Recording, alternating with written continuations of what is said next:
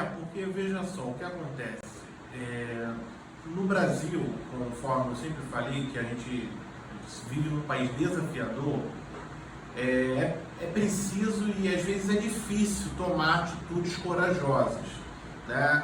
Atitudes corajosas que façam uma concertação, eu diria assim, da população, né? Tem uma frase que eu gosto muito que diz assim: feliz é o povo que não precisa de heróis, né? Eu gosto muito dessa frase porque ela diz explicitamente aquilo que a gente deve ter em mente.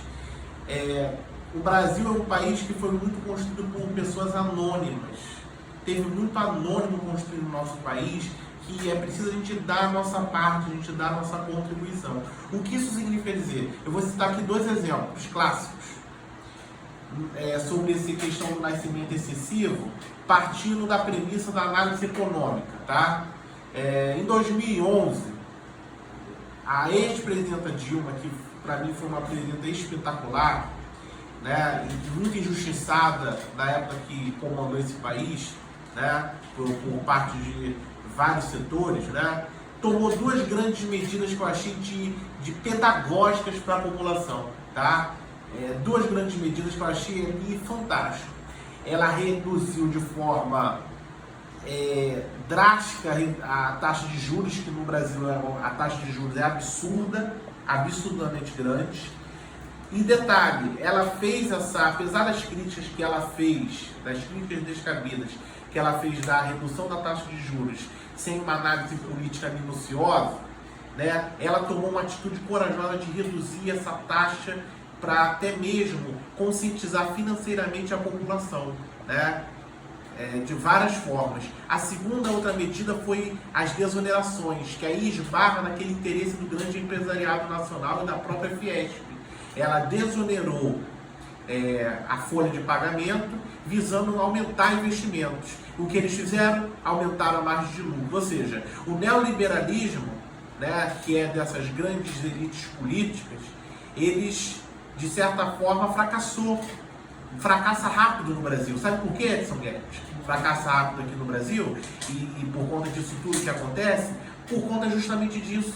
A gente tem uma elite que é muito dependente do Estado, uma elite rica, sanguessuga, né? Sanguessuga, que suga o dinheiro público em prol dos seus interesses de sonegar conhecimento à classe trabalhadora, sonegar conhecimento para uma população que tem um planejamento familiar e fica induzindo as castas mais pobres a ter filhos exorbitantemente, apenas para multiplicar o sistema de pobreza. Então, assim, hoje você fez uma indagação, Edson Guedes, que eu gostei muito, sobre a questão do seu filho professor de matemática, né, que tem essa questão. Eu achei isso de suma importância. Por quê? Porque hoje a gente precisa ter um programa de recrutamento de profissionais de exatas, porque a péssima qualidade de infraestrutura no Brasil se reflete na falta de profissionais de exatas. A gente precisa de gente de matemática, precisa de gente de química, de física, e não tem. Por quê? Porque o mercado de direito está inchado, está saturado, muito advogado, muita gente da área humanas. Enfim, o que eu estou querendo dizer com isso é o seguinte: a gente precisa de um programa, porque achar recursos nesse sistema é difícil. Assistência técnica para ajudar os professores é difícil. Por isso aí entra o setor privado, que eu não tenho preconceito com o setor privado, até porque tem muita gente correta dentro do setor privado, né? Mas assim, é preciso que a gente amplie a parcerias público-privadas também, para nesse programa que eu tenho, inclusive, um projeto de lei PL, para contratar mais profissionais de exatas, porque é difícil achar assistência técnica no sistema, né? Enfim, eu gostei muito dessa sua indagação, né, eu tenho uma ideia sobre isso, um projeto, um PL guardado sobre isso, sobre os profissionais de exatas. E agora, sobre essa multiplicação de filhos, eu acho que é uma questão cultural. O sociólogo Betinho, conforme eu já falei aqui, ele fala que não se muda o país pela economia ou pela política, se muda pela cultura. Então cabe a nós mudar essa cultura. Como se muda uma cultura? Como se muda um país que está numa disputa cultural imensa? Como que se muda? Eis a questão que eu quero suscitar aqui de reflexão para vocês, de reflexão para todos nós. Como que se muda uma cultura? Como se muda o costume? Né? Porque a gente teve um governo muito radical ano passado, ultraconservador nos costumes, que praticamente estava extirpando a população jovem até mesmo de discutir política. Ele falava que a garotada não precisava se interessar por política. Que história é essa? Oi. Eles foram mais graves ainda.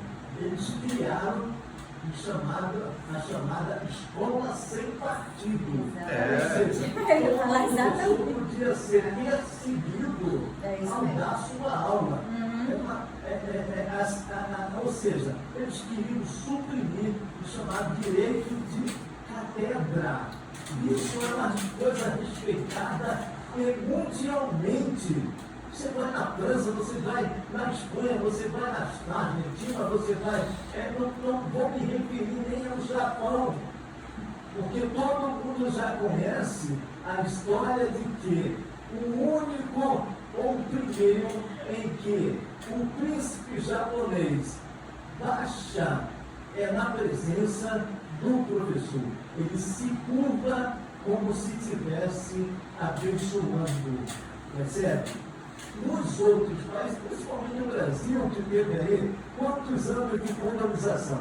Aí você fala, mudar cultura é muito diferente de mudar o que os caras metem no currículo escolar, por exemplo. Né? Mas isso não muda a cultura de um país. Né?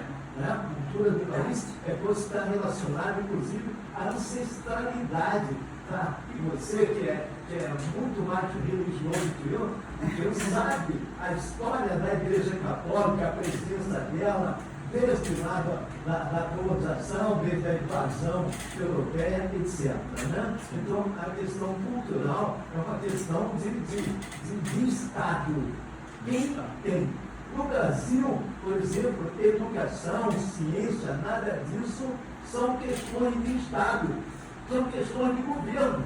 Cada governo muda o plano, faz, mentira. Ele mexe como se fosse a cozinha da casa dele. É uma barbárie. Por isso o nosso país chega a necessitar de vacinas. Quando a gente tem laboratórios, pesquisadores, quantos pesquisadores a gente teve expulso desse país na época dos regimes autoritários e quanto de recurso, bilhões, o último governo que saiu cortou exatamente os institutos de pesquisa brasileiros para que o nosso cientista tivesse que sobreviver agora.